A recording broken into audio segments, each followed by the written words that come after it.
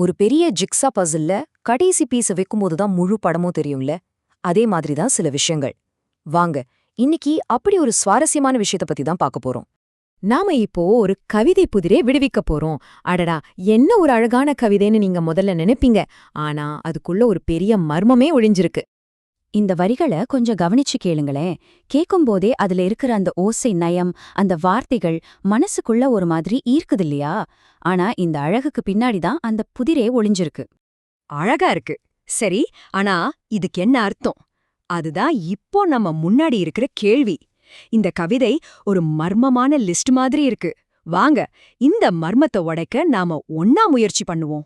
சரி, இந்த புதிர விடுவிக்கிறதுக்கு முன்னாடி நமக்கு ஒரு சின்ன க்ளூ கிடைச்சிருக்கு.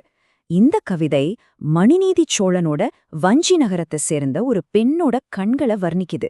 ஞாபகம் வச்சுக்கோங்க, இது அவளோட கண்களை பத்தினது. இந்த க்ளூ நமக்கு ரொம்ப முக்கியம்.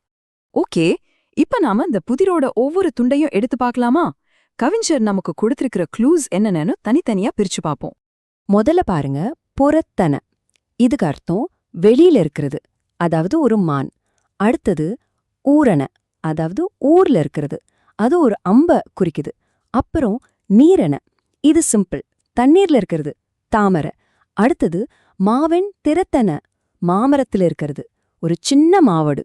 கடைசியா கொல் சேரிய, கொல்லன் பட்டறையில இருக்கிறது, ஒரு கூர்மையான வாள்.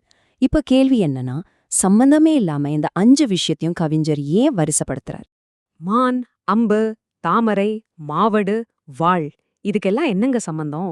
ஒண்ணுக்கொன்னு சம்பந்தமே இல்லாம இருக்குதே. இதுதான் இந்த கவிதையோட சுவாரஸ்யமே. ஆனா கவலைப்படாதீங்க, இந்த புதிருக்கு விடை ரொம்ப ரொம்ப பக்கத்துல இருக்கு.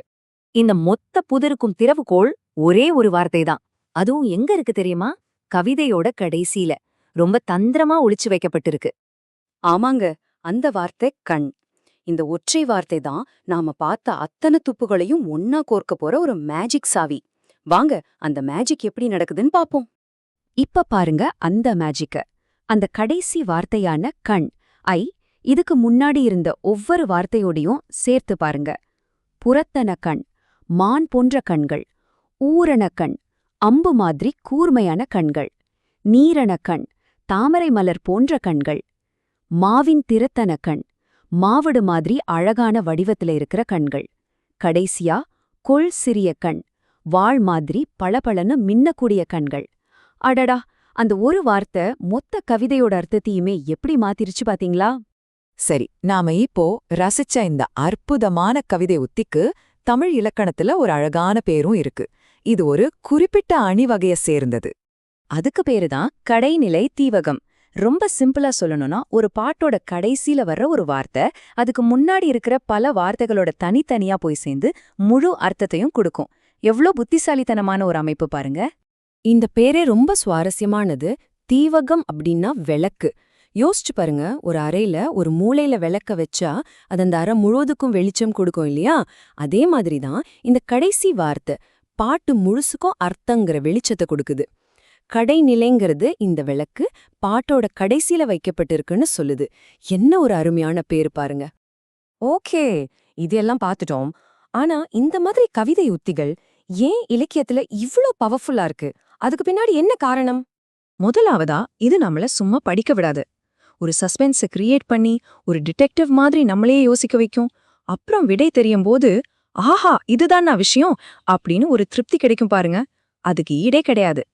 ரொம்ப கம்மியான வார்த்தைகளில அவ்ளோ ஆழமான அர்த்தங்களை சொல்லி கவிஞரோட திறமையையும் இது வெளிச்சம் போட்டு காட்டுது. அப்போ கடைசியா ஒரு கேள்வி. எப்படி ஒரு கவிதையோட கடைசியில இருக்கிற ஒரே ஒரு வார்த்தைய அந்த கவிதை மேல நமக்கு இருந்த பார்வையவே மொத்தமா மாத்துது?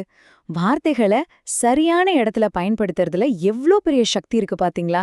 இத பத்தி நீங்க என்ன நினைக்கிறீங்க?